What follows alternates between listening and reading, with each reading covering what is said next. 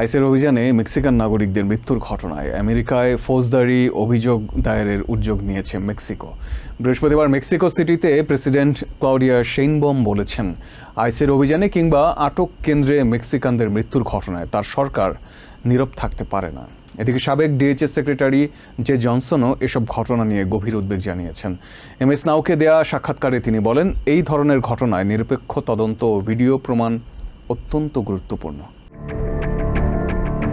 মঙ্গলবার সকালে টেক্সাসের হিউস্টনে অভিবাসন অভিযান চলাকালে আইস এজেন্টের গুলিতে নিহত হন মেক্সিকোর নাগরিক লরেঞ্জো সালগাদো আরাউহো। এই ঘটনায় আইস এজেন্টরা আত্মরক্ষার্থে গুলি চালিয়েছেন বলে দাবি করলেও এর সপক্ষে কোনো প্রমাণ উপস্থাপন করেনি ডিএইচএস। নিহতের পরিবারের পক্ষ থেকে এই ঘটনায় পূর্ণাঙ্গ ও নিরপেক্ষ তদন্তের আহ্বান জানানো হয়। পরদিন বুধবার হিউস্টনের রাস্তায় নেমে বিচারের দাবি জানান কয়েকশো বিক্ষোভকারী। এই ঘটনায় ক্ষোভ ও হতাশা প্রকাশ করেছেন হিউস্টনের হিস্প্যানিক বাসিন্দারা।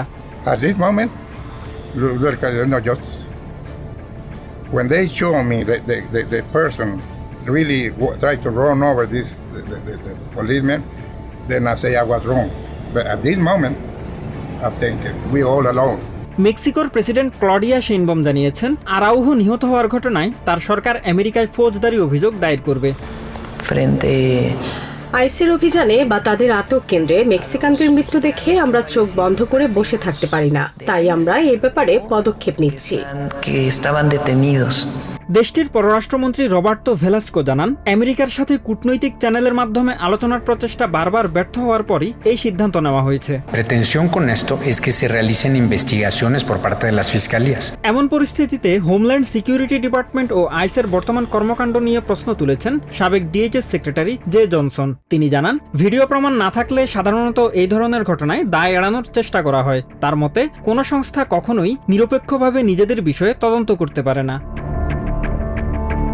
আইসের বিরুদ্ধে অভিযানের সহিংস ঘটনার তথ্য গোপনের অভিযোগ এবারই প্রথম নয়। গত বছরের অক্টোবর মাসে আর্নোল্ডো বাজান কারিও নামে 16 বছর বয়সী এক কিশোর ও তার বাবাকে একই রকম অভিযানে আটক করে আইস এজেন্টরা। আর্নোল্ডো জানান, এই ধরনের অভিযানের পর অধিকাংশ ক্ষেত্রে আইস এজেন্টরা প্রকৃত ঘটনা আড়াল করার চেষ্টা করে।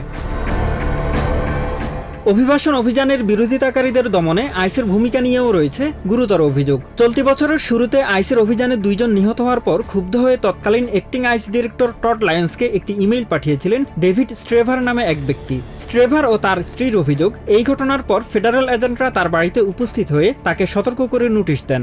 নাগরিক অধিকার কর্মী জেটি মরিস এই ঘটনাকে নজিরবিহীন এবং বাক স্বাধীনতার পরিপন্থী হিসেবে অভিহিত করেছেন।